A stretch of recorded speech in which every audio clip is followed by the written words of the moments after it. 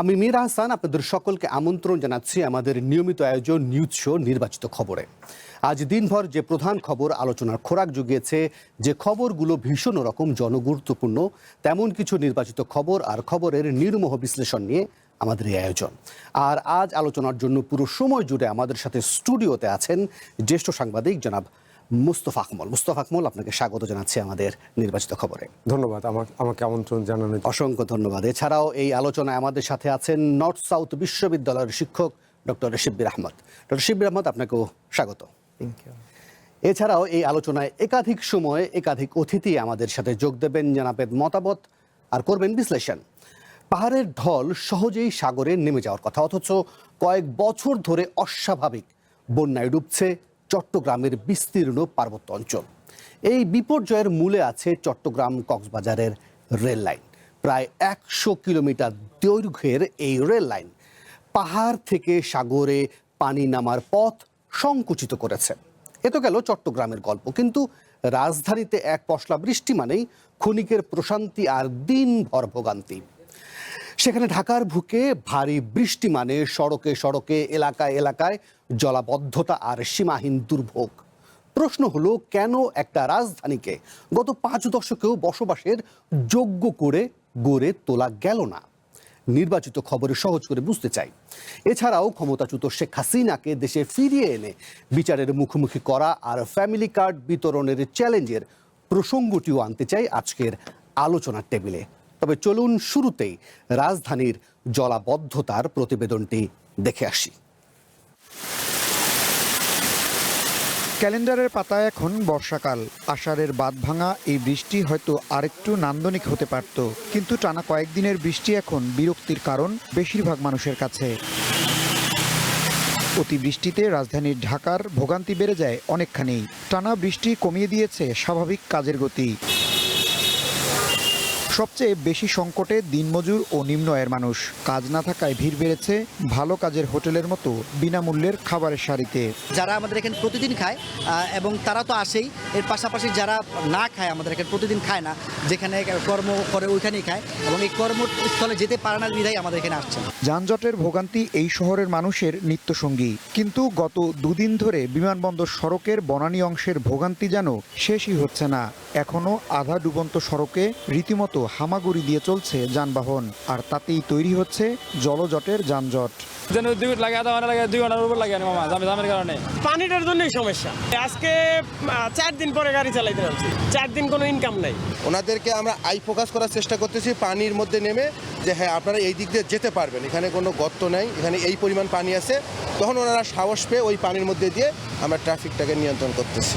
New মার্কেটে এখনো জমে আছে পানি, আর ভোগান্তিতে কর্তৃপক্ষের উপর ক্ষুব্ধ ব্যবসায়ী ও এলাকাবাসী। আমরা কালকে দোকান খুলতে পারি না বৃষ্টির বেগা, আজকে এই অবস্থা। আজকে লোকজন নাই, ব্যবসা বাণিজ্য নাই। কয় টাকা বেচি? 2000 2500 টাকা বেচি, দোকান খরচ আছে 4-5 হাজার টাকা। আবহাওয়া অধিদপ্তর বলছে 110 মিলিমিটার বৃষ্টি হয়েছে রবি থেকে সোমবার সকাল পর্যন্ত, যা এবছর সর্বোচ্চ। দুদিন হালকা বৃষ্টি হলেও বৃহস্পতিবার থেকে আবারও ভারী বৃষ্টির শঙ্কার কথা জানিয়েছে অধিদপ্তর। বৃষ্টিপাতের তীব্রতা আজকে থেকে 15ই জুলাই পর্যন্ত তীব্রতা কম থাকবে। 16 তারিখ থেকে মৌসুমী বায়ু সক্রিয় থাকার কারণে পুনরায় বৃষ্টিপাতের তীব্রতা বৃদ্ধি পেতে পারে।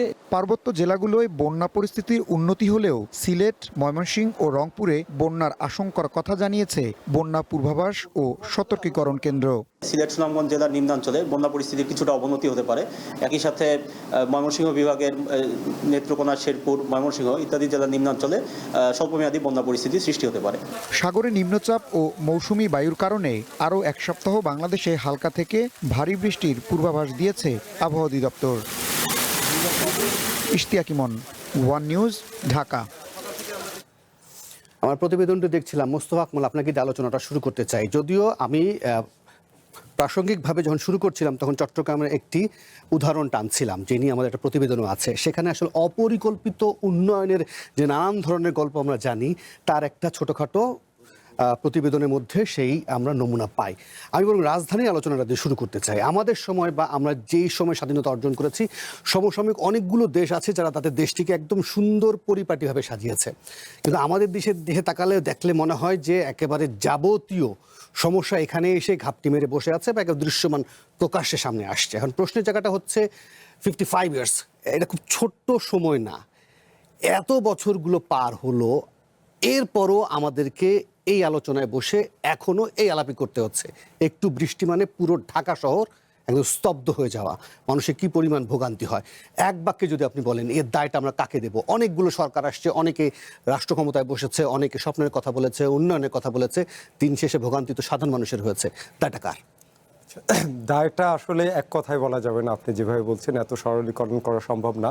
তবে আপনি যেটা বলেছেন অপরিকল্পিত উন্নয়নের চেয়েও এখানে বড় বিষয়টি হচ্ছে গত কয়েক বছর ধরে একটা টার্ম কিন্তু খুব প্রচলিত, সেটা হচ্ছে উন্নয়ন দুর্নীতি। পরিকল্পনার অভাব, অপরিকল্পিত উন্নয়ন, এটা আসলে আমার কাছে খুব ভেগ টার্ম। এর চেয়েও বড় ইম্পর্টেন্ট বিষয়টা হচ্ছে যে উন্নয়ন দুর্নীতি। কারণ এখানে কোনো প্রকল্প তৈরি হওয়ার আগেই আসলে কার পকেটে কত যাবে সেই ভাগাভাগিটা আগে হয়। সেটা মাথায় রেখেই হচ্ছে কাজগুলো করা হয়। তখন হয় কি, কাজের কোয়ালিটি বা কাজের যে প্রকৌশলীর যে দিকটা বা বৈজ্ঞানিক যে দিকটা, সেটা উপেক্ষা করে কত সহজে এবং কত ফাঁকিঝুঁকি দিয়ে কিভাবে কাজটা সম্পন্ন করে পকেট ভারী করা যায়, সেটাই কিন্তু হয়েছে। আপনি দেখবেন আজকে একটা পত্রিকায় একটা নিউজ হয়েছে যে একটা খাল কাটা প্রকল্প যেটা চলছে, ওখানে 1,74,00,000 হচ্ছে এই এস্টিমেটেড ব্যয় ছিল এই খালের। সেখানে ওই টিওনো সাহেব এটা করেছেন 74 লাখ টাকা কমে, এবং এই টাকাটা উনি ব্যাক করেছেন। তাহলে আপনি দেখেন এখানে টিওনো সাহেবকে ঠিক আছে আমরা সবাই ধন্যবাদ জানাই, কিন্তু যারা এই প্রকল্পটা তৈরি করলো যে এই খালটা কাটতে কত টাকা, মানে খনন করতে কত টাকা লাগবে, সেখানে কিভাবে একটা এত ছোট একটা কাজে 74 লাখ টাকা বেশি এস্টিমেট করে তারপর কাজটা শুরু করলো। তার মানে হচ্ছে যে এই যদি টিওনো সাহেব একটু এধার ওধার করতেন, তাহলে এই 74 লাখ টাকা কারো না কারো পকেটে চলে যেত। এখানেও কিন্তু আপনি মানে খুব নিশ্চিন্ত হয়ে বলতে পারেন না যে এখানেও হয়নি। কারণ হচ্ছে যে একটি টিওনো সাহেব কয়জনকে পাহারা দিবে? হ্যাঁ, তো আমাদের আসলে কি যেটা হচ্ছে ঢাকা শহরে, যেটা আমরা তো অনেক বছর ধরে দেখছি, এখানে এই যে কিছুদিন আগে বেশ গত 8-10 বছর ধরে যেটা হয়েছে যে বিশাল বিশাল বড় বড় পাইপ, কিন্তু এই যে সুয়েরেজের লাইন, বেশ বড় ব্যাসার্ধের পাইপ কিন্তু এই ঢাকা শহরে সব জায়গায় বসানো হয়েছে। এখানে একটা প্রবলেম হয়েছে, সেটা হচ্ছে দেখেন এটা ইঞ্জিনিয়াররা আরো ভালো ব্যাখ্যা করতে পারবে, কিন্তু আমি খুব সরল দৃষ্টিতে এবং দু একজন প্রকৌশলীর সাথে কথা বলে আমি যেটা বুঝেছি যে সুয়েরেজ লাইন সবসময় ওয়াটার লেভেলে ফিট করা হয়। ঢাকা শহরের আশেপাশে যতগুলো নদী আছে বা ঢাকা শহরের মধ্যে যতগুলো লেক আছে, জলাধার আছে, সবগুলো মিলে একটা ওয়াটার লেভেল তারা নির্ধারণ করে। ওই লেভেল অনুযায়ী কিন্তু পাইপগুলো একই সমান্তরালে বিন্যাস হতে হবে। এখানে হয় কি, যে রাস্তাটা উঁচু, ওই উঁচু রাস্তার উপরে 2 ফিট নিচে পাইপটা স্থাপন করা হয়। যে রাস্তাটা ওই উঁচু রাস্তার চেয়ে 4 ফিট নিচে, ওই 4 ফিটের নিচে 2 ফিট ধরে তারপর পাইপটা স্থাপন করা হয়। তাহলে আপনি বলেন এই পানির ফ্লোটা কিভাবে? পানি কি জিগজ্যাগ হয়েতে চলবে? পানির তো একটা স্বাভাবিক ধর্ম আছে, ও সবসময় ওয়াটার লেভেলে চলে। তো পানি তো এরকম যে রাস্তা উঁচু সেই রাস্তার পানি উঁচু দিয়ে যাবে, যেটা নিচে সেটা হবে না। তাইলে উঁচু জায়গার পানি নিচে গিয়ে ওভারফ্লো হবে এবং রাস্তার উপরে পানি উঠে যাবে। আরো একটু বলি আমার ব্যক্তিগত এক্সপিরিয়েন্স, আমি মোহাম্মদী হাউজিং সোসাইটিতে থাকি মোহাম্মদপুরে। এরকম বড় পাইপ বসানো হলো, বৃষ্টি নামলো, দেখা গেল যে ভরে গেল, রাস্তায় জলাবদ্ধতা তৈরি হলো। কেন হলো? যে সোসাইটির যারা দায়িত্বে থাকে, প্রত্যেকটা আবাসিক এলাকারই কিন্তু একটা কমিটি থাকে, কমিটির লোকজন ইন্সপেকশন করে দেখলো যে আবাসিক এলাকার মধ্যে যে পাইপগুলো স্থাপন করা হয়েছে, ওই পাইপগুলো স্থাপন করে ওই কন্ট্রাক্টরের কাজ ওখানে শেষ। এরপরে মেইন রাস্তায় যে আলাদা পাইপ আছে ওর সাথে এটা সংযোগই দেওয়া হয় নাই, কারণ এক কন্ট্রাক্টর করেছে মেইন রাস্তার কাজ, আর এক কন্ট্রাক্টর করেছে ভিতরের কাজ। এই 2 কন্ট্রাক্টর কেউ কারো মানে ওই লাইনে আর সংযোগ দেয়নি, সেই কারণে ওই সংযোগ ছাড়াই এই পাইপ ছিল বছরের পর বছর এবং জলাবদ্ধতা ছিল। তো কাজটা হয় আমাদের এইরকম, এটা নিয়ে আফসোস করতে পারবেন। আর একটা খুব সংক্ষেপে বলি, এই 1 পশলা 2 পশলা বৃষ্টি হলেই দেখবেন আমাদের রাস্তার পিচ সব উঠে যায়, কারণ এটা ওই দুর্নীতিই দেয়। একই কন্ট্রাক্টর একই রাস্তা বছরের পর বছর করতেছে, একবার বৃষ্টি হলে পিচ সব উঠে যায়, বিটুমিন সব উঠে যায়, আবার কয়েকদিন পর টেন্ডার হয়, আবার এই সেম বিটুমিনের জন্য তো বৃষ্টির পানি একটা ভয়ঙ্কর জিনিস, আপনি যত ভালো কাজ করেন না কেন বিটুমিনের মধ্যে পানি পড়লেই সেই বিটুমিন সহজেই উঠে যাবে। কিন্তু আপনি এটাও তো নিশ্চয়ই খেয়াল করবেন যে ঢাকায় যে বৃষ্টি হচ্ছে এই পানিগুলো যে বেরিয়ে যাবে সেগুলো রাস্তাও কি পরিষ্কার আছে, ঠিকঠাক মতো আছে, খালগুলোর কি অবস্থা আছে? প্রধানমন্ত্রীকে আমরা দেখছি দেশের বিভিন্ন স্থানে গিয়ে তিনি খাল খনন করছেন। দেখুন খাল শুনেন, খাল ঢাকা শহরের জন্য একটা আশীর্বাদ স্বরূপ ছিল, কিন্তু পৃথিবীর অনেক উন্নত দেশ আছে, অনেক উন্নত শহর আছে যেখানে খালের অপশনই নেই, সেখানেও কিন্তু পানি এত দীর্ঘ সময় থেমে থাকে না, কারণ হচ্ছে তাদের সুয়েরেজ ব্যবস্থাটা ওইরকম। আপনি দেখেন এই যে আমাদের মিরপুরের যে ক্রিকেট স্টেডিয়াম, ওখানে কিন্তু পানি থাকে না, কারণ ব্যবস্থাটা ওভাবেই করা হয়েছে। সুতরাং আপনি যদি প্রকৌশলীর যে মানে ইঞ্জিনিয়ারিং যে নিয়ম নীতি সেটা যদি ঠিকভাবে আপনি মেনটেন করে মানে কাজের কোয়ালিটি যদি আপনি নিশ্চিত করতে পারেন, তাহলে এই সমস্যা খুব বড় সমস্যা নয়, এই সমস্যার সমাধান সম্ভব। আমি ডক্টর শিব্বির আহমেদের কাছে যাওয়ার আগে আমাদের এই আলোচনায় নগর পরিকল্পনাবিদ খন্দকার এম আনসার হোসেনকে ভবিষ্যৎ হোক নিরাপদ, বিনিয়োগ হোক বিশ্বস্ত, আর আমার পছন্দ সল্ট বে। ওয়েলকাম টু সল্ট বে। আমাদের সাথে যোগ করে নিয়ে চাই এম আনসার হোসেন। আমাদের সাথে মুস্তফা আকমল কিছুক্ষণ আগে তিনি তার বিশ্লেষণ দিচ্ছিলেন, তিনি সেখানে বলছিলেন যে উন্নয়ন দুর্নীতির কথা। সেই প্রসঙ্গ নিয়ে আপনার কাছে আসবো, এই ফাঁকে বরং একটু ডক্টর শিব্বির আহমেদের কাছ থেকে তার বিশ্লেষণটা শুনি, তারপর আপনার কাছে আসি। ডক্টর শিব্বির আহমেদ, আপনি কি বলবেন যে আর কতদিন? এটা তো আসলে আমরা আফসোসই করে যাচ্ছি যে আর কতদিন এভাবে চলবে, ওর উপরে দায় দিচ্ছি, সে তার উপরে দায় দিচ্ছি, নানান দায় দিয়ে পার করে যাচ্ছি। আকমল ভাই যেটা বলছিলেন যে আমাদের যে অপরিকল্পিত উন্নয়ন বা উন্নয়ন দুর্নীতি, যে আমরা উন্নয়ন প্রজেক্টগুলো নিচ্ছি হচ্ছে দুর্নীতি করবার জন্য, কোনো একটা উন্নয়ন করবার জন্য না। সো আমি খাল খননেই বলি আর ড্রেনেজ সিস্টেমের কথাই বলি বা ওই যে কালভার্টের কথা বলি, ব্রিজের কথা বলি, যে প্রজেক্টগুলো আমরা নিচ্ছি সেই প্রজেক্টগুলো আমরা এমনভাবে নিচ্ছি যেখান থেকে আমার পকেট ভরবে। তো এই কালচারটা আমার তো ওই অপরিকল্পিত উন্নয়ন কি মানে এটা অপরিকল্পিত উন্নয়ন না, উন্নয়ন ধান্দা বলা যায়, যেটা ভাই দুর্নীতি বলেছেন।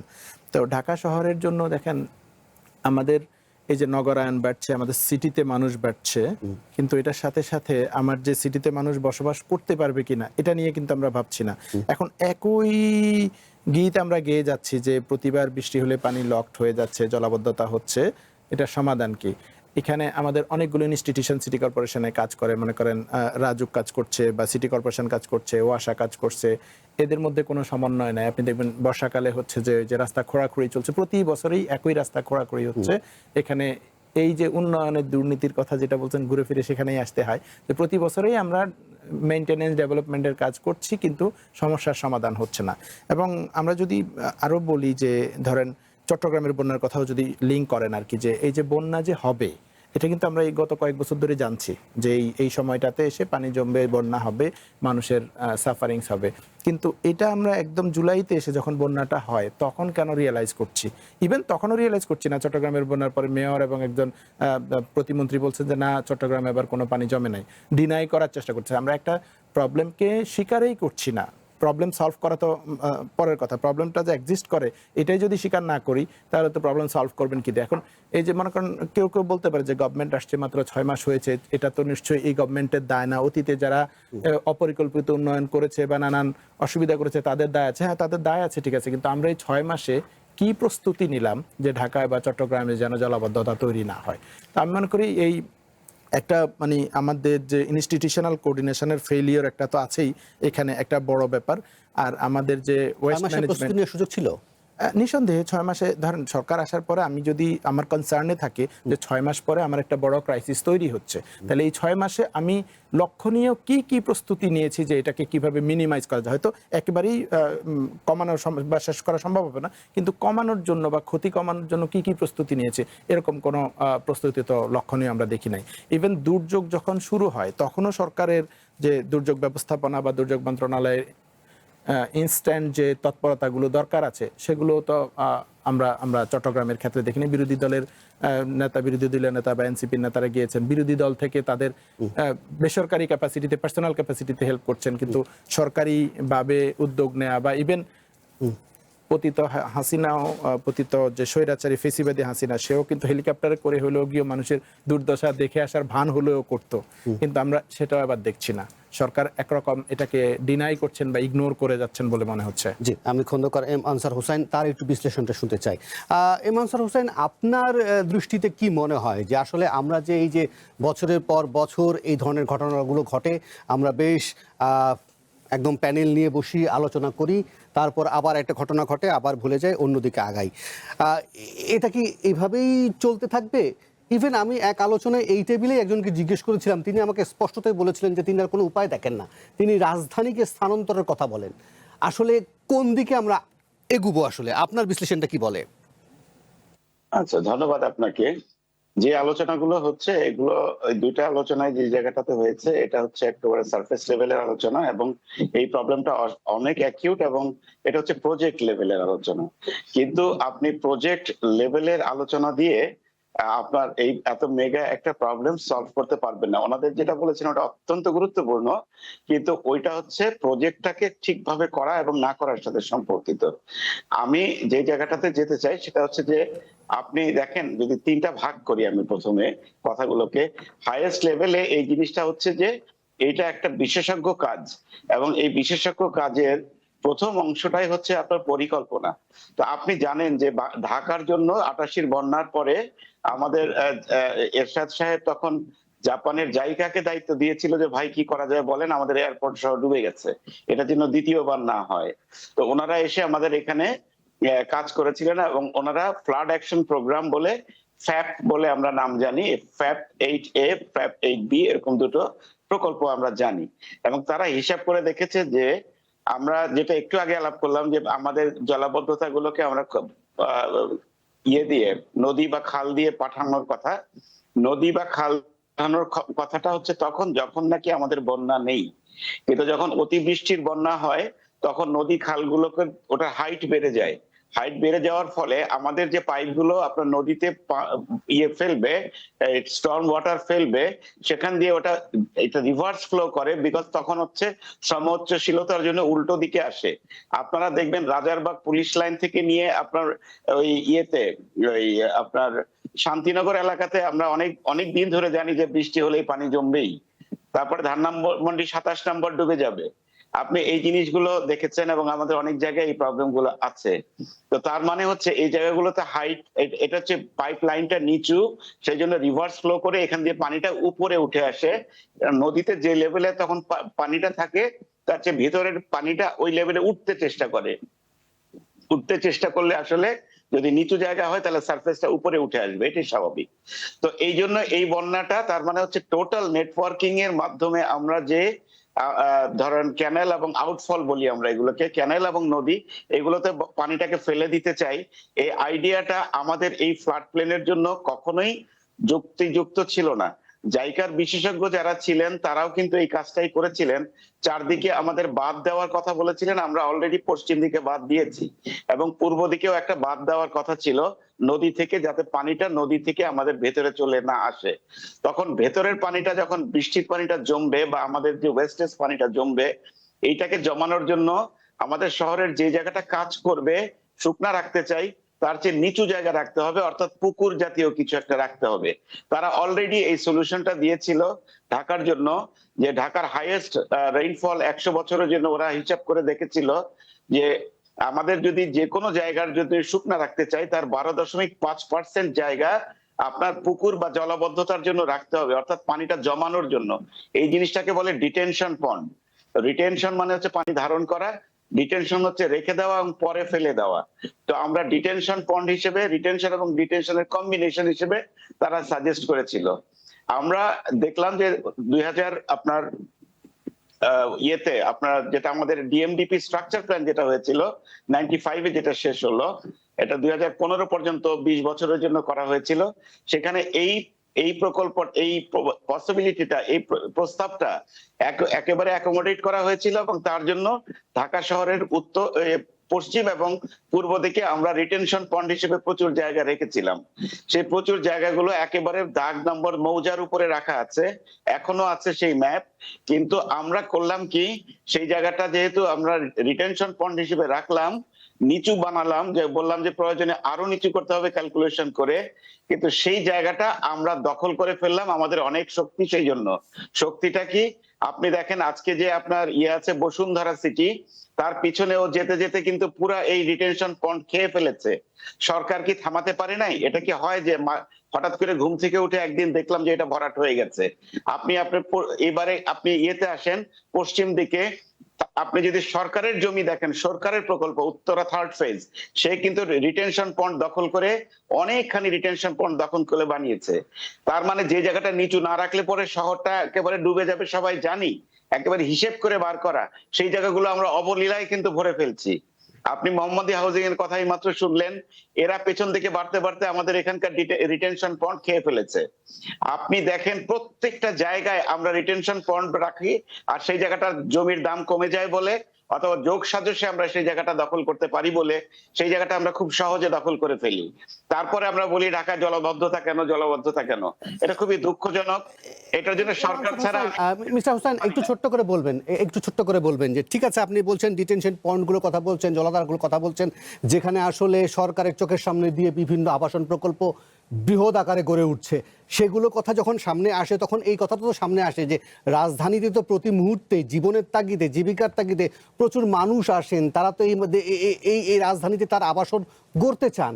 ফলে তাদের জন্য তো যদি আপনি এটা কোনো জায়গা না রাখেন, ব্যবস্থা না রাখেন, সেটার বা কি হবে? এই যুক্তিটাকে বা কিভাবে উড়িয়ে দেবো আমরা? আচ্ছা, এটার উত্তর আমি দিচ্ছি আপনাকে, প্লিজ। আমাদের সরকার যখন নাকি হিসেব করে, তখন যেই লোকটা ফুটপাতে ঘুমিয়ে আছে, বাসা নাই, তাকেও কিন্তু জনগণ হিসেবে হিসাব করে বলে এত লক্ষ লোকের আবাসন নাই। এবং যখন সে আবাসনটা বানায় তখন সে 10 কাঠা, 7.5 কাঠা, 5 কাঠা, 3.5 কাঠা প্লট বানায়, এবং সেই প্লট গুলো আমাদের মতো লোকরাই কিনে, প্রফেসর হতে পারে, ঢাকা সেক্রেটারি সাহেব কিনে, ওনার অলরেডি কিন্তু নর্মাল মার্কেট থেকে তার এই প্লটটা কেনার মানে সুযোগ ছিল, এবং এই লোকটার জন্য সরকারের এই কম দামে তাকে প্লট দেওয়ার কোনো প্রয়োজনই ছিল না। কিন্তু যাকে হিসাব করেছে সেই ফুটপাতের দরিদ্র লোকটা, হতদরিদ্র মানুষগুলো কিন্তু ওই ফুটপাতেই আছে, তাকে নিয়ে ওনারা কিন্তু করেন নাই। ওনারা ব্যবসা করেছেন, আমাদের পুরো দেশটা এইভাবেই চলছে। যার জন্য যে হাউজিং এর কথা আপনি বলছেন, সেই হাউজিং এ যখন আমি প্লট দিয়ে দেই, তখন আমি তাকে একটা ব্যবসা দিই। কেননা সে ডেভেলপার আবার কি করে, তার কাছ থেকে ওই কাগজটা কিনে নিয়ে তাকে বিনা পয়সায় অর্ধেক ফ্ল্যাট দিয়ে দেয়। ওনার থাকার জন্য একটা বাড়ি দরকার ছিল, একটা ফ্ল্যাট দরকার ছিল, ওনাকে আমি একটা বিরাট ব্যবসা দিয়ে দিলাম। এইভাবে আমরা যে লোকটার অলরেডি টাকা ছিল তাকে আমরা আরো অনেক টাকার মালিক করে দিলাম। আর যাকে গুনেছিলাম, যার আসলে জমি নাই, বাড়ি নাই, হতদরিদ্র, তাকে হিসাব করেছি, কিন্তু হিসাব করে যখন আমি ডিপিপি বানালাম, ডিপিপিতে তারা কোনো দিকে দাঁত বসাতে পারবে না, ওই জমিতে তার কোনো এখতিয়ার নাই। এই দরিদ্র লোকগুলাকে আমরা যে কোনো ভাবেই আপনার আবাসনে রাখতে পারতাম, ভাড়া দিয়ে তারা থাকতে পারতো। তো সেই জায়গাটা হচ্ছে পলিসিগত একটা সিরিয়াস মিস্টেক অল অ্যারাউন্ড। আপনি যেদিকে হাত দিবেন সেদিকে আমার বলার মতো আছে, কিন্তু সেটা একটা ইস্যু। আমি আপনার জলাবদ্ধতায় থাকি, এই তার মানে বড় রিটেনশন পয়েন্ট গুলো নাই। তাহলে আগে যখন রিটেনশন পয়েন্ট ছিল না, কিন্তু 88 বন্যার আগে আমরা যখন নাকি স্বাধীনতার পর পরে দেখেছি যে আমি ঢাকায় জন্ম হওয়া বড় হওয়া ছেলে, আমি বর্ষার পানিতে গোসল করার ছেলে, কিন্তু আমি দেখেছি যে আমাদের পুকুরগুলোতে পানি চলে যায়, এবং প্রত্যেকটা পাড়ায় পাড়ায় প্রচুর পুকুর আছে। আজকে সেই পুকুরগুলোকে আমরা সব হাই রাইজ বানিয়ে ফেলেছি, সেই জন্য পুকুরেও পানিটা যেতে পারে না। তো যেতে যখন পারে না, তার জন্য সবচেয়ে নিচু এলাকা হচ্ছে রাস্তা, সেই জন্য সে রাস্তায় জমে। এছাড়া আর কিছু তার বলার নাই, এই রাস্তা ছাড়া আর কোথাও তার থাকার জায়গা নাই। এটা দ্বিতীয় অংশ। তৃতীয় আর একটা পয়েন্ট বলে আমি এখনই শেষ করে 2টা সেন্টেন্স। সেটা হচ্ছে যে এই যে পানিটা রাস্তায় যে জমে গেল, এটা যেতে পারলো না কেন? প্রথমত যেতে পারলো না যে ওই নিচু পুকুরটা নাই, এটা আমি বলেছি। কিন্তু আপনি দেখবেন যে এই রাস্তার থেকে যে ঢোকার যে ঝাঁঝরিটা, যেটাকে আমরা ইনটেক পয়েন্ট বলি, এই ইনটেক পয়েন্ট গুলো আমরা এত বাজেভাবে বানিয়েছি যে কতটুকু পানি বৃষ্টি হবে আর কতটুকু ঢুকবে এটার কোনো হিসেব নাই। আমরা পুরো জিনিসটা বালু দিয়ে ভরে ফেলেছি, এবং সামনে পাতা পলিথিন দিয়ে সব ভরে গেছে। আমাদের পানি ভিতরে ঢুকে নাই, ভিতরে ফাঁকা আছে, বাইরে কিন্তু আমার রাস্তা কিন্তু ডুবে আছে।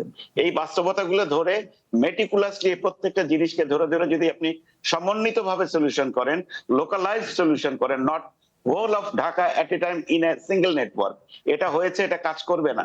আমি আপনাকে বলছি এটা কাজ করবে না, আমার এটার উপরে স্টাডি আছে।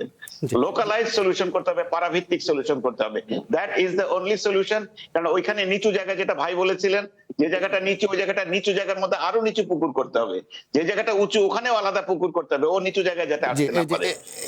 আনসার হোসেন, মুস্তফা আকমল, আপনাকে একটা ছোট্ট প্রশ্ন। আচ্ছা, আমার একটু জানার বিষয় একটু, সেটা হচ্ছে যে আমাদের যে এই সিওরেজ লাইনগুলো যেটা হয়েছে বড় পাইপ কিন্তু দিয়েছে, কিন্তু আপনি কি মনে করেন যে প্রকৌশল বিদ্যা মেনে সঠিক উপায়ে এই পাইপগুলো বিন্যাস করা হয়েছে যাতে পানিগুলো মানে সুন্দরভাবে নেমে যেতে পারে? এই প্রকৌশল বিদ্যা কি মানা হয়েছে এখানে? আপনি যেটা বললেন এইটার সলিউশন, আপনি যেটা বলেছেন ওইভাবে সমান অ্যালাইনমেন্টে এটা দেওয়া সম্ভব করতে হলে, এটা যদি আমি ধরেন আপনার ঢাকার সেন্টার থেকে আমি রওনা দিই, তাহলে নদী পর্যন্ত যেতে যেতে আমাকে হয়তো দেখা যাবে আধা বা 1/4 কিলোমিটার বা এটুকু নিচে চলে যেতে হবে স্লোপ যদি মেনটেন করি। এটা বাস্তবে করা হয় না। যেটা করতে হয় সেখানে হচ্ছে যে খানিকটা যেয়ে আবার ওটাকে পানিটাকে তুলে নিয়ে আবার স্লোপে পাঠাতে হয়, আবার তুলে নিয়ে আবার স্লোপে পাঠাতে হয়। কিন্তু আমার পয়েন্ট হচ্ছে যেহেতু ঢাকা শহরটা একটা মেগা সিটি এবং অত্যন্ত বড় এলাকা, সেই জন্য এই সিস্টেমটা আমাদের জন্য ফাংশনাল হবে না। সেই কারণে আমি বলেছি, এবং কস্ট এফেক্টিভও হবে না। আর আমরা যেরকম মেনটেনেন্স করি তাতে আমাদের ওই মেশিনগুলো সব নষ্ট হয়ে যাবে অথবা চুরি হয়ে যাবে। সেই কারণে আমি বলেছি লোকালাইজ সলিউশন না করলে আপনি এটা হ্যান্ডেল করতে পারবেন। মিস্টার হোসেন, এই অংশে আপনাকে বিদায় জানাতে চাই, তবে ছোট্ট একটা প্রশ্ন করে যদি আপনি আমাদেরকে অন্তত একটা পদক্ষেপের কথা বলেন, যে ঠিক আছে আজকে এই একটা পদক্ষেপ নিলে অন্তত আগামী বর্ষায় একটা দৃশ্যমান অগ্রগতি দেখতে পাবো, অন্তত ঢাকার কোনো একটা এলাকায় আমরা এই ধরনের মানে ওয়াটার ব্লক দেখতে পারবো না, অন্তত একটা পদক্ষেপের কথা বলবেন। জি, ইনশাআল্লাহ বলবো। জি প্লিজ, সেটা কি হতে পারে? এখনই বলবো? আচ্ছা, আমি যেটা বলেছি সেটার উত্তর আপনাকে বোঝানোর সুবিধার জন্য এভাবে বলি, আমাদের জনগণকেও এটার সাথে সম্পৃক্ত করার জন্য। কথার সুবিধার জন্য আমি ধানমন্ডির কথা বলি। ধরা যাক যে ধানমন্ডি এলাকায়ও আপনার 27 নম্বরে পানি আছে, কিন্তু তখনই আমাদের ধানমন্ডি লেকের যে হাইট রাস্তার চেয়ে কিন্তু এখনো নিচু। আমাদের পানিটা তো থিওরিটিক্যালি থাকার কথা ছিল না, কারণ ওটা গড়িয়ে তো আমার লেকে চলে যাওয়ার কথা। লেক এবং রাস্তা সমান হয়ে গেলে তখনই শুধু পানি থাকার কথা ছিল, কিন্তু এই লিঙ্কেজটা আমরা করিনি। আমরা করেছি কি, ওই যে নেটওয়ার্ক অফ দ্য পাইপ করেছি, অথচ এটাকে সিম্পলি স্লোপ করে দিয়ে আমি কিন্তু এই জায়গায় ডিটেনশন পন্ডে অ্যাড করে দিতে পারতাম। এবং আপনি যেটা বলেছেন আগামীতে জলাবদ্ধতা হবে না, আমি আপনাকে গ্যারান্টি করতে পারি যদি আমাদের শুধু ধানমন্ডিতে একটা পাইলটিং করেন, সেখানে পানিগুলোকে যদি আমরা আমাদের লেকে পাঠিয়ে দিই এবং লেকের ডেপথ যদি ক্যালকুলেশনে কম থাকে, তাহলে লেকের ডেপথ বাড়িয়ে দিয়ে আমরা এটাকে ইজিলি সলভ করতে পারি। এই পানিটা কোথাও যাওয়ার দরকার নাই, যত বড় বৃষ্টি হোক না কেন আমরা এখানেই রাখবো পানি। এবং এটাকে আমরা মাইক্রো নেটওয়ার্কিং বলি। মাইক্রো নেটওয়ার্কিং দিয়ে প্রত্যেকটা বাড়ি থেকে পানি ঠিকই আসবে, গোসলের পানি। আর একটা ইনফরমেশন আমি আপনাদের দিয়ে রাখি, আমাদের গোসল এবং অন্যান্য যে যত রকমের ধোয়া মোছার পানি আছে, এটা টোটাল পানি 10%-এর চেয়েও বেশি না, আর 90% হচ্ছে আমাদের বৃষ্টির পানি। সেই জন্য বৃষ্টির পানি যদি আমরা রেখে ফেলতে পারি, ওইটা আমাদের অটোমেটিক সলভ হয়ে যাবে এবং ওইটা করা ওয়াটার ব্যাপার ইনশাআল্লাহ। জি, অসংখ্য ধন্যবাদ খন্দকার এম আনসার হোসাইন, একটু সহজ করে আমাদেরকে বোঝানোর জন্য। আপনাকে এই অংশে বিদায় জানাতে চাই। আপনাকে অসংখ্য ধন্যবাদ আপনার সময় এবং মূল্যবান মন্তব্যের জন্য। মুস্তফা আকমল এবং শিব্বির আহমেদ, আমরা একটা বিরতি নেই, বিরতির পর ফিরে এসে আমরা প্রসঙ্গ বদলাতে চাই। আজকে পররাষ্ট্র প্রতিমন্ত্রী বলছেন যে শেখ হাসিনা ফিরলেই তাকে আত্মসমর্পণ করে জেলে যেতে হবে। এই প্রসঙ্গটি একটু আলোচনায় আনতে চাই। নিশ্চয়ই এখানে অনেক কিছু জানার আছে, বোঝার আছে, সেটা বুঝবো নিশ্চয়ই সহজ করেই। ছোট্ট একটা বিরতি, ফিরছি একটু পর। ভবিষ্যৎ হোক নিরাপদ, বিনিয়োগ হোক বিশ্বস্ত, আর আমার পছন্দ সল্ট বে। ওয়েলকাম টু সল্ট বে। আবার আমন্ত্রণ নির্বাচিত খবরে। আমাদের সাথে মোস্তফা আকমল আছেন ডক্টর শিব্বির আহমেদ। আর এই অংশে আমাদের সাথে এই আলোচনায় যোগ করে নিতে চাই, ওয়াশিংটন থেকে আমাদের সাথে যোগ দিচ্ছেন ওয়াশিংটনে বাংলাদেশের দূতাবাসের প্রেস মিনিস্টার জনাব গোলাম মুর্তুজা। গোলাম মুর্তুজা, আশা করি আপনি আমাকে শুনতে পাচ্ছেন নিশ্চয়ই। যে প্রসঙ্গটি নিয়ে আলোচনা করব আমরা, সেই প্রসঙ্গে যাওয়ার আগে এই মন্তব্যটি বা এই বক্তব্যটি আপনারও শোনা দরকার। সেখানে শামা ওবায়েদ পররাষ্ট্র প্রতিমন্ত্রী, তিনি একটি বক্তব্য রেখেছেন। সেখানে তিনি বলছেন যে ক্ষমতাচ্যুত সাবেক প্রধানমন্ত্রী শেখ হাসিনাকে কূটনৈতিক উপায়ে ফিরিয়ে আনার প্রক্রিয়া চলছে। এবং এই প্রসঙ্গ নিয়ে তিনি যে কথাটি বলেছেন, সেই বক্তব্যটা শুনি, আমরা তারপরে আলোচনায় যাই। কি বলেছেন? একজন আসামি যদি দেশের বাইরে থাকে, তার সে আত্মসমর্পণ করুক বা না করুক, তার জন্য বিচার একই হবে। বাংলাদেশের আইন অনুযায়ী ওনার বিরুদ্ধে ব্যবস্থা হবে, ওনাকে জেলে যেতে হবে। আসামি যদি আত্মসমর্পণ না করে যে উনি বিদেশে বসে বক্তব্য দিচ্ছে, এগুলো তো আমি মনে করি রাজনৈতিকভাবে ওনার আওয়ামী লীগের যারা নেতাকর্মীরা পালিয়ে আছে, লুকিয়ে আছে, তাদেরকে জাগ্রত করার জন্য, উজ্জীবিত করার জন্য বলছে। এছাড়া তো কোনো কারণ আমি দেখছি না। ভারতের সাথে আমাদের যে চলমান কথাবার্তা হয়, ডায়ালগ হয়, আমাদের এক্সচেঞ্জ হয়, তখন সবসময় এই সাবজেক্ট থাকে আলোচনায়। আমি বরং প্রথম প্রশ্নটি গোলাম মুর্তজা আপনার কাছে নিয়ে যেতে চাই। এখন পর্যন্ত আমরা গণমাধ্যমে বরাতে যে ধরনের বক্তব্যগুলো পাই, সেখানে রয়টার্সকে দেয়া একটা সাক্ষাৎকারের কথা সামনে আসছে, সেইটা থেকেই আপনার কাছে বরং প্রথমে শুনতে চাই যে যে বক্তব্যগুলো সামনে আসছে সেগুলোকে একেবারেই কথার কথা, নাকি শেখ হাসিনার এক ধরনের রাজনৈতিক কৌশল, আর এই বক্তব্যগুলোকে সরকার কিভাবে দেখছে একটু বলবেন নিশ্চয়ই গোলাম মুর্তজা। ধন্যবাদ আপনাকে এবং আপনার দর্শককে এবং স্টুডিওতে যে আলোচকরা উপস্থিত আছেন তাদেরকে শুভেচ্ছা। এখন সরকারের বক্তব্য কি এই জায়গাটিতে, সেটা কিন্তু আমাদের পররাষ্ট্র প্রতিমন্ত্রী শামা ওবায়দের বক্তব্যের মধ্যে খুব পরিষ্কার করে আছে। এখন শেখ হাসিনা কে? শেখ হাসিনা বাংলাদেশের এক সময়ের প্রধানমন্ত্রী, যেমন নির্বাচনই হোক, যেভাবেই হোক, সে প্রধানমন্ত্রী ছিল। পরবর্তীতে বাংলাদেশের মানুষ তার অপকর্মের বিরুদ্ধে আন্দোলন করে বাংলাদেশ থেকে তাকে তাড়িয়ে দিয়েছে, এবং সেই বাংলাদেশ থেকে তাড়িয়ে দেওয়ার আগে সে বাংলাদেশে মানবতা বিরোধী অপরাধ করে পালিয়েছে, শত শত মানুষ হত্যা করে পালিয়েছে। তার বিরুদ্ধে মামলা হয়েছে, তার বিরুদ্ধে একটি মামলার রায় হয়েছে, আরো মামলা চলমান আছে। এরকম একটা জায়গাতে সরকারের অবস্থান খুব পরিষ্কার। অন্তর্বর্তী সরকার এবং পরবর্তীতে নির্বাচিত বর্তমান সরকারের অবস্থান খুব পরিষ্কার যে সরকার এইরকম একজন মানবতা বিরোধী অপরাধীকে সে ভারতে অবস্থান করছে এবং সেখান থেকে তাকে ফিরিয়ে আনতে চায়, এবং বাংলাদেশের সঙ্গে ভারতের যে বন্দি বিনিময় চুক্তি আছে সেই চুক্তির আলোকেই ফিরিয়ে আনতে চায়। সরকারের জায়গা থেকে এটাই কাজ, এর বাইরে আর অন্য কোনো কিছু করার নাই সরকারের জায়গা থেকে। সেটার জন্য একাধিকবার ভারতকে চিঠি লেখা হয়েছে এবং বাংলাদেশ মনে করছে ভারত যত দ্রুত সম্ভব বাংলাদেশে ভারতের কাছ থেকে এর একটা জবাব পাবে এবং তাকে ফিরিয়ে আনা হবে। এইটা হচ্ছে প্রক্রিয়া। আর এর বাইরে এখন আমাদের পলাতক প্রধানমন্ত্রী তিনি বললেন তিনি বাংলাদেশে ফিরে আসবেন এবং টাইম লাইন উল্লেখ করে বললেন তিনি ডিসেম্বরে ফিরে আসবেন। এখন এই বক্তব্যটি নিয়ে অনেক আলোচনা হচ্ছে।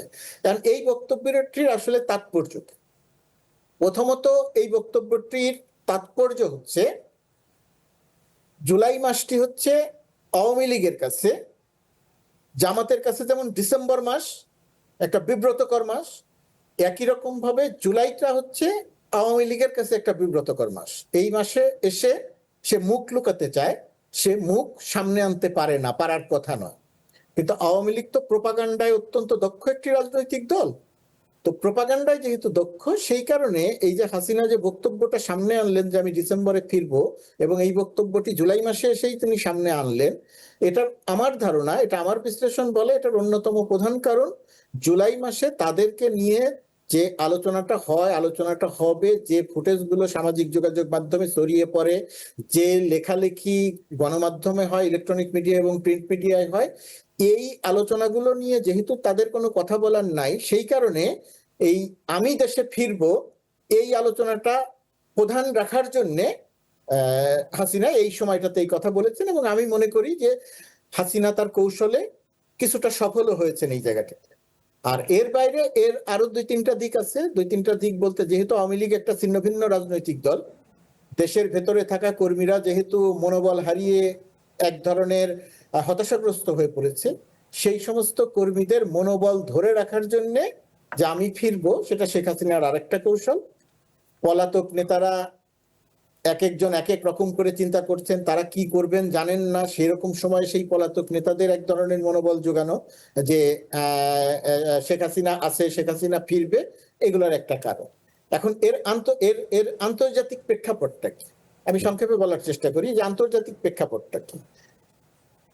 শেখ হাসিনা যদি বাংলাদেশে ফিরতে চান, এক ধরনের প্রচারণা, সমস্যা হচ্ছে বাংলাদেশের ভেতরে কিছু সংখ্যক মানুষ তৈরি হয়েছে যারা শেখ হাসিনার পক্ষে গণমাধ্যমে এবং সোশ্যাল মিডিয়াতে একটা বয়ান তৈরি করার একটা চেষ্টা করছেন, ন্যারেটিভ তৈরি করার চেষ্টা করছেন, এবং মানে একেবারেই আজে বাজে কথা বলছেন।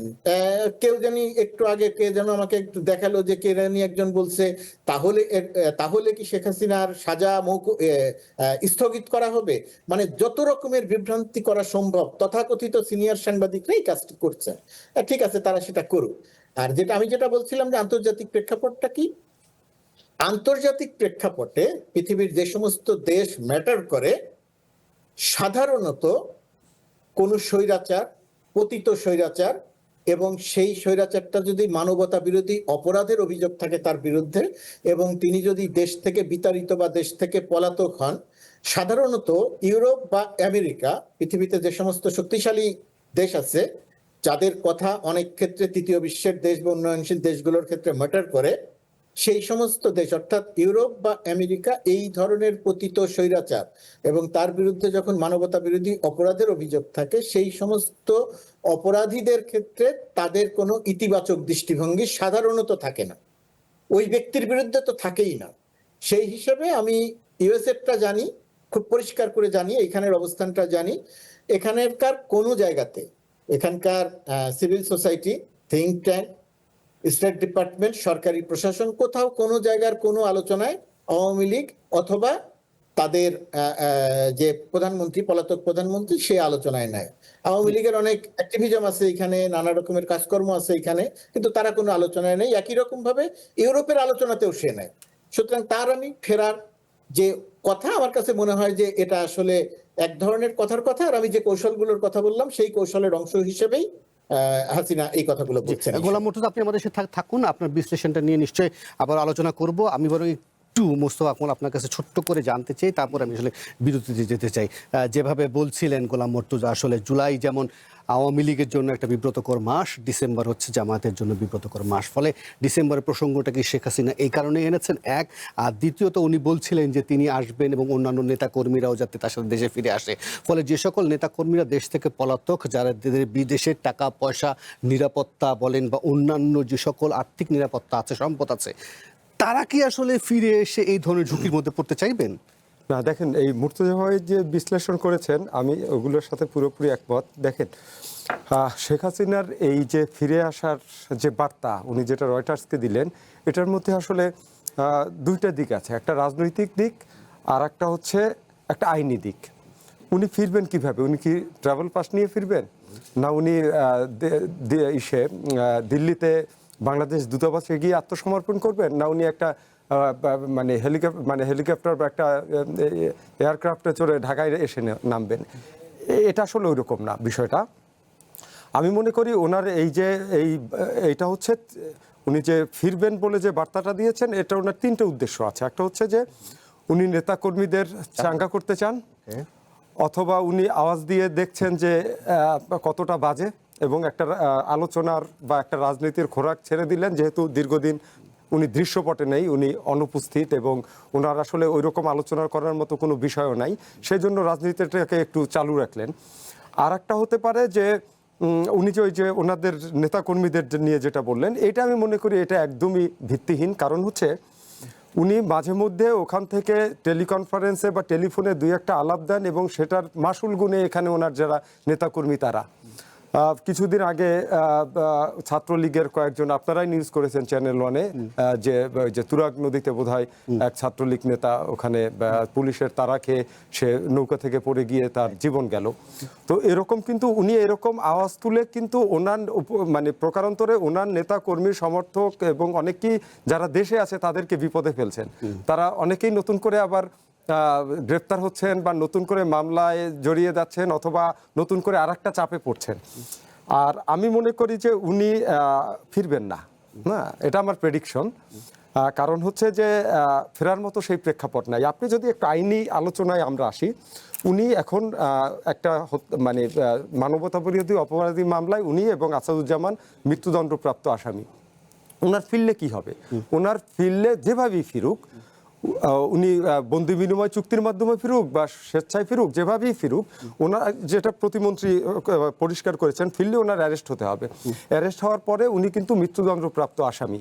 এরপরে আইনের কয়েকটা ধাপ আছে, সেই ধাপটারও হচ্ছে আমাদের যে অ্যাটর্নি জেনারেল এবং আমাদের চিফ প্রসিকিউটর দুইজনেই কিন্তু একই কথা বলেছেন যে যদি এখানে সর্বোচ্চ আদালত ওনাকে আপিল আবেদনের পারমিট করে দেন উনি আপিলে যেতে পারবেন এবং তখন আইনি প্রক্রিয়া মেনটেন করে ওনার সাজা কার্যকর হবে। যদি সেটা ওনারা যদি সেটা সর্বোচ্চ আদালত যদি সেটা গ্রান্ট না করে তাহলে ওনার যে রায় আছে সেই রায় কার্যকরের দিকে যাবে। এখানে আরেকটা কথা খুব সংক্ষেপে বলি যে আওয়ামী লীগের অনেকেই হয়তো মনে করছেন যে উনি সাবেক প্রধানমন্ত্রী, ওনার এত ফ্যান ফলোয়ার্স আছে, উনি আসলে একটা এখানে রাজনৈতিক উত্তেজনা তৈরি হবে এবং সে ওনার ওই রাজনৈতিক প্রেক্ষাপটে ওনার এই কি সাজা মকুব হবে অথবা অন্য কোনো দিকে মন নিবে। আমি মনে করি 5ই আগস্টের যে ছাত্র জনতার গণঅভ্যুত্থানের মাধ্যমে যে নতুন আশা আকাঙ্ক্ষার বাংলাদেশ তৈরি হয়েছে, সেখানে বিএনপি 2/3 মেজরিটি নিয়ে রাষ্ট্র পরিচালনা করছে, সেখানে কিন্তু এটার কোনো অপশন নেই। কারণ হচ্ছে এখানে এই যে গণতান্ত্রিক সরকার ক্ষমতায় আসলো, সেখানে আইনের শাসন প্রতিষ্ঠা করা এবং তা প্রমাণ করা, সে প্রধানমন্ত্রী হোক আর একজন শ্রমিক হোক, একজন মানে কি বলবো যে একজন অতি সাধারণ নগণ্য লোক হোক, আইন সবার জন্য সমান, সেটা কিন্তু এই বিএনপিকে এই জনগণের ম্যান্ডেট নিয়ে যখন ক্ষমতায় আসে তাকে সেটা প্রমাণ করতে হবে। এখানে কিন্তু রাজনৈতিক বিবেচনার কোনো সুযোগ নেই এবং আমি মনে করি যে আইনের যথাযথ ধারা খুব ভালোভাবেই প্রয়োগ হবে, কারণ সেটা আপনার পররাষ্ট্র প্রতিমন্ত্রী এবং অ্যাটর্নি জেনারেল অথবা আপনার এই যে চিফ প্রসিকিউটর সবার কথা কিন্তু একই সুর যে আইন যা কিছু হবে আইন মেনে হবে। সেখানে আমার মনে হয় না যে এখান থেকে শেখ হাসিনা রাজনৈতিক কোনো সুবিধা পাবে। যে এই যে অংশে একটু বিরতি নেই, বিরতির পর ফিরে এসে ডক্টর শিব্বির আহমেদ আপনার এই বিষয়ে বিশ্লেষণ শুনতে চাইবো। তবে তার আগে নেব ছোট্ট একটা বিরতি, আপনি আমাকে একটু সময় দেবেন। ছোট্ট একটা বিরতি, ফিরছি একটু পর। ভবিষ্যৎ হোক নিরাপদ, বিনিয়োগ হোক বিশ্বস্ত, আর আমার পছন্দ সল্ট বে। ওয়েলকাম টু সল্ট বে। আবার আমন্ত্রণ নির্বাচিত খবরে। ডক্টর শিব্বির আহমেদ, আপনার বিশ্লেষণটা কি হবে?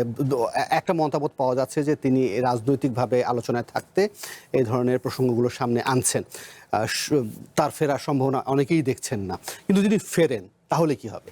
আমি একটু বলি, এখানে শেখ হাসিনা যখন পালিয়ে যায়, শেখ হাসিনা তো 8টা সুটকেস নিয়ে পালিয়ে গিয়েছে। সুটকেস নিয়ে পালানোর ওনাদের ইতিহাস আছে। শেখ হাসিনার বাবাও সুটকেস নিয়ে পালিয়েছিল পরিবারকে নিরাপদে রেখে।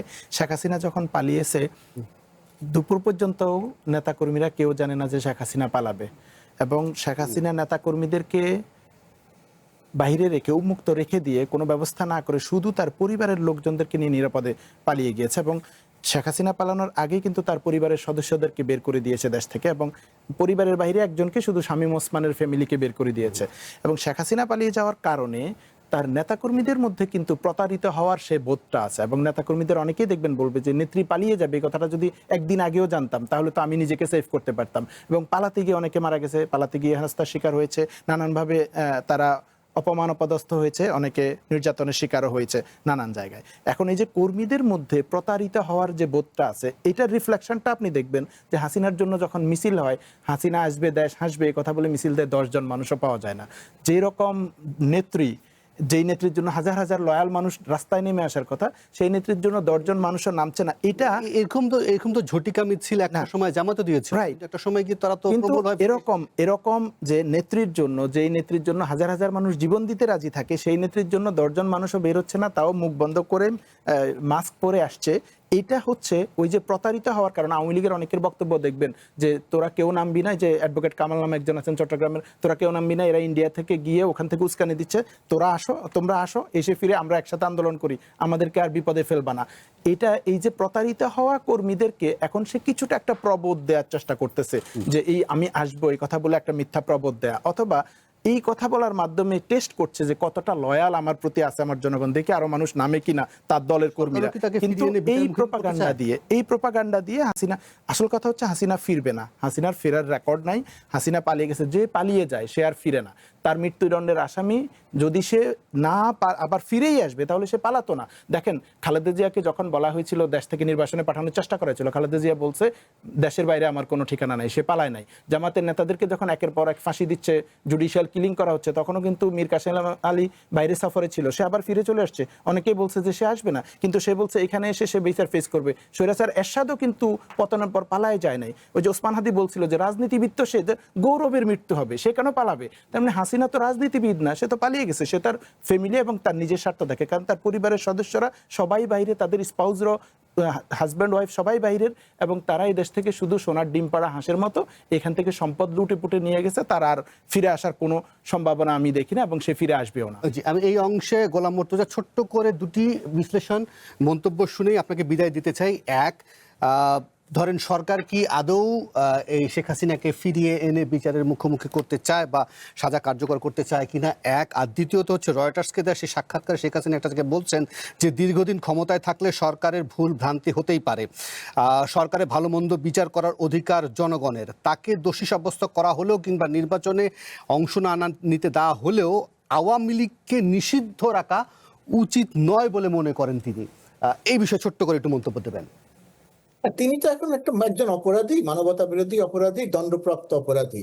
তিনি নিজে যে কথাটা বলছেন, আপনার যে কথা, সেই কথার একটা অংশ হলো দীর্ঘদিন ক্ষমতায় থাকলে ভুল ত্রুটি হতে পারে। এখন আপনি 1400 মানুষ হত্যা করলেন, 600 মানুষে কারো এক চোখ কারো দুই চোখ অন্ধ করে দিলেন, 20-25 হাজার মানুষকে পঙ্গু করে দিলেন। এটা হচ্ছে আপনার ছোট একটা ভুল ভ্রান্তি। ওই যে আমাদের পলাতক প্রধানমন্ত্রীর ছেলে জয় বলেছিল যে হ্যাঁ এটা আমাদের ভুল হয়েছে, মানে ভুল করে আপনি 1400 মানুষ হত্যা করে ফেললেন। তো এখন 1400 মানুষ হত্যা করার জন্য যে শাস্তি, সেই শাস্তি তো আপনাকে পেতে হবে। আর সরকারের অবস্থান দেখেন, সরকারের অবস্থান এখানে খুব পরিষ্কার। সরকারের এই সরকারে যখন থাকে, একটা সরকারের নানা কাজ নিয়ে আলোচনা করা যায়, সমালোচনা করা যায়, কিন্তু সরকারের এই কাজটি নিয়ে সমালোচনার কোনো সুযোগ নাই, দ্বিধা বা দ্বন্দ্ব দেখানোর কোনো সুযোগ নাই। সরকার খুব পরিষ্কার, সে বাংলাদেশের আইন অনুযায়ী অপরাধী, দণ্ডপ্রাপ্ত অপরাধী। এই অপরাধীকে ফেরত আনতে চায় এবং ফেরত আনার যে আইনগত প্রক্রিয়া, আন্তর্জাতিকভাবে স্বীকৃত যে প্রক্রিয়া, সেই প্রক্রিয়া অনুযায়ী সরকার অগ্রসর হচ্ছে এবং সরকার ফেরত চায়, এনে বিচারের ফেরত চায়। ফেরত চাওয়ার পর এটা কি হবে, কি করবে বাংলাদেশ? আইন অনুযায়ী যা হওয়ার তাই হবে। শেখ হাসিনা আসবে, যদি তিনি আপিল করার সুযোগ পান তাহলে আপিল করবেন। আদালত যদি তার ফাঁসি রায় বহাল রাখে তাহলে তার ফাঁসি হবে। আদালত যদি বলে না সে কোনো অপরাধ করে নাই, তাহলে তাকে ছেড়ে দেওয়া হবে। গোলাম মুর্তজা শেষ লাইনটা ছিল এরকম, তাকে দোষী সাব্যস্ত করা হলেও বা তাকে বিচার করা হলেও তার দল অর্থাৎ আওয়ামী লীগকে নিষিদ্ধ করা উচিত নয়। এখন দেখেন আওয়ামী লীগ মানে কি? নেতাদের নিয়েই তো আওয়ামী লীগ। তো নেতাদের নিয়ে যদি আওয়ামী লীগ হয়, সেই আওয়ামী লীগের যিনি প্রধান তিনি অপরাধী। আওয়ামী লীগ যারা পরিচালনা করতেন তার মধ্যে থেকে আপনি আমাকে একজন দেখান যারা পরিচালনা করতেন তাদের মধ্যে শেখ হাসিনা যখন মানবতা বিরোধী অপরাধ করেছে, তাদের সরকার যখন মানবতা অপরাধ করেছে, তাদের দলের লোকজনদের হাতে যে অস্ত্র তুলে দেওয়া হয়েছে, সেটা দিয়ে তারা যে হত্যাকাণ্ড সংগঠিত করেছে, এই কাজগুলো করার সময়, এই কাজগুলো করার পরে আওয়ামী লীগের কয়জন নেতা বা একজনও কি বলেছেন যে হ্যাঁ আমরা এই হত্যাকাণ্ড ঠিক করি নাই, আমি এই হত্যাকাণ্ডকে সমর্থন করি না, আমি এই হত্যাকাণ্ডের সঙ্গে নাই? আওয়ামী লীগ দলগতভাবে, আওয়ামী লীগ সরকার দলগতভাবে মানবতা বিরোধী অপরাধ করেছে। জাতিসংঘের রিপোর্ট অনুযায়ী হাসিনা মানবতা বিরোধী অপরাধ করেছে। মানেটা কি? মানেটা হচ্ছে ওই কয়েকদিনের আন্দোলনের সময়ে যে ম্যাসাকার করা হয়েছে, সেই অপরাধটি মানবতা বিরোধী অপরাধ। তো সেই হিসাবে মানবতা বিরোধী অপরাধের দায় দল হিসাবে আওয়ামী লীগ এটা এড়াতে পারে না। সেটার অংশ হিসাবে আওয়ামী লীগের রাজনৈতিক কার্যক্রম নিষিদ্ধ করে রাখা হয়েছে। এখন একটা বিচারিক প্রক্রিয়া চলছে, নেতাদের বিচার হবে, রায় কার্যকর হবে, একটা চলমান প্রক্রিয়া, বিচার তো হুট করে হয় না। এটার একটা পর্যায়ে গিয়ে যদি দেখা যায় যে আওয়ামী লীগ দলগতভাবে বা আওয়ামী লীগ যখন পরিবর্তন হয়েছে, নতুন নেতৃত্ব এসেছে, তারা যদি এসে বলে যে আমরা নতুন করে আওয়ামী লীগ করতে চাই, এই নামে করতে চাই, আগের নামে করতে চাই, দম পরিবর্তন করতে চাই, তখন বিবেচনা করা হবে। অসংখ্য ধন্যবাদ গোলাম মুর্তজা, আপনার বক্তব্য একদম পরিষ্কার। আমাদেরকে এর সাথে যোগ দিয়েছিলেন ওয়াশিংটন থেকে বাংলাদেশ দূতাবাসের প্রেস মিনিস্টার মিস্টার গোলাম মুর্তজা, অসংখ্য ধন্যবাদ। মুস্তফা আকমল, এই বিষয়ে ছোট্ট করে আপনি মন্তব্য কথা করুন, আমি বরং সেখানে যাবো, একটু অনলাইন পোর্টালগুলো দেখতে চাই। সরকারকে আদৌ বিচার করতে চায়? দেখুন, সরকার, এটা তো সরকার বিচার তো আর সরকার করবে না, বিচার করবে আন্তর্জাতিক অপরাধ ট্রাইব্যুনাল, এবং আমাদের এই ট্রাইব্যুনালের রায় হওয়ার পরে এরপরে আপিলের যে সুযোগ বর্ণন্য সেটা উচ্চ আদালতে যেটা হবে, হাইকোর্টে। এখানে সরকারের সদিচ্ছা নিয়ে আমার কোনো সন্দেহ নাই, কারণ হচ্ছে যে ওনাকে ফিরিয়ে আনার জন্য কিন্তু অলরেডি যে প্রক্রিয়া সেটা কিন্তু পররাষ্ট্র মন্ত্রণালয় শুরু করে দিয়েছে, এবং একাধিকবার কিন্তু ওনাকে ফিরিয়ে আনার জন্য দিল্লিতে কিন্তু একাধিক চিঠি অলরেডি এর মধ্যে দেওয়া হয়েছে, সেই প্রক্রিয়া কিন্তু চলমান। আর এই বিচারটা কিন্তু শুরু হয়েছে কেয়ারটেকার সরকারের আমলে, মানে ডক্টর মোহাম্মদ ইউনূসের অন্তর্বর্তী সরকারের আমলে তখন যে ট্রাইব্যুনাল গঠন হয়েছিল অলমোস্ট সবই সেরকমই আছে, শুধু চিফ প্রসিকিউটর বা প্রসিকিউশনের কিছু লোকজন চেঞ্জ হয়েছে। আদারওয়াইজ আমি মনে করি আদালত বা বিচার তার নিজস্ব গতিতেই আছে। শিববির, আপনি যদি ছোট্ট করে বলেন। জি, না, আপনি একটা পয়েন্ট বলেছিলেন যে আওয়ামী লীগ যখন জটিকা মিছিল করছে 10-20 জনের, জামাত এরকম জটিকা মিছিল করেছিল এবং তারপর ফিরে এসেছে, কিন্তু জামাত কখনো ক্ষমতা থেকে পালিয়ে যায় নাই, পালিয়ে গিয়ে জামাত বরং দেশে থেকে বিচার প্রক্রিয়া ফেস করে জীবন দিয়েছে, তার কারণে তারা ফিরে আসতে পেরেছে। আর এরকম পালিয়ে যাওয়ার পরে দুনিয়ার কোথাও এরকম নজির নাই যে আবার ফিরে আসছে, একটা হাইতির ঘটনা ছাড়া যেটা যুক্তরাষ্ট্রের চাপে ফেরত এসেছিল। কিন্তু এই আপনি সিরিয়া বলেন, মিশর বলেন, তিউনিসিয়া বলেন, দুনিয়ার যত দেশে এরকম স্বৈরাচাররা, ফেসিবাদীরা খুন করে পালিয়েছে, তারা কেউ আর ফিরে আসতে পারে। অসংখ্য ধন্যবাদ শিববির আহমেদ। আমরা প্রথম আলোর অনলাইন পোর্টালে দেখছি সংবিধান সংশোধন বিশেষ কমিটি বিরোধী দলের ওয়াকআউট প্রত্যাখ্যান। সংবিধান সংশোধনের বিষয়ে এবং সংস্কারের বিষয়ে অন্য সময় হলে আপনাদের ছোট করে মন্তব্য জানতে চাইতাম, কিন্তু আমার কাছে একেবারে সময় নেই। আমি বরং একেবারে ছোট ছোট আকারে সর্বশেষ আপডেটটা জানিয়ে দিই। এটা হচ্ছে ত্রুটিপূর্ণ এসি নিয়ে চেন্নাই গেল ইউএস বাংলার ফ্লাইট, যাত্রীদের ভোগান্তি। এরপর আমরা যদি একটু বিবিসি বাংলা দেখি, বিবিসি বাংলা তাদের অনলাইন পোর্টালে সর্বশেষ খবর দিয়েছে সংবিধান সংশোধনে সংসদে বিশেষ কমিটি বিরোধী দলের ওয়াকআউট। নিশ্চয়ই আজকের দিনভর এটাই আলোচনা, এটা প্রাধান্য পাবে, এই বিষয়টি নিয়ে সামনে আসবে। নিশ্চয়ই অর্থ পাচারের অভিযোগে গ্রেপ্তার হওয়া আলোচিত হরিদাস সম্পর্কে কি জানা যাচ্ছে। এছাড়াও ৩০ বছরে এলাকায় বন্যায় এমন পানি দেখি নাই। দেশ জুড়ে যে বন্যা চলছে সেই প্রসঙ্গ নিয়ে তারা প্রতিবেদন করেছে। আজ খুব বেশি মন্তব্য জানতে পারছি না, সময়ও নেই, আমাকে অনুষ্ঠান শেষ করতে হবে। মোস্তফা আকমল এবং শিববির আহমেদ, আপনাদেরকে অসংখ্য ধন্যবাদ। আপনারা আপনাদের মূল্যবান সময় এবং মন্তব্য জানিয়েছিলেন। কাল আবারও দেখা হবে। এই ছিল আজকের নির্বাচিত খবরে। ভালো থাকবেন, সুস্থ থাকবেন, শুভরাত্রি।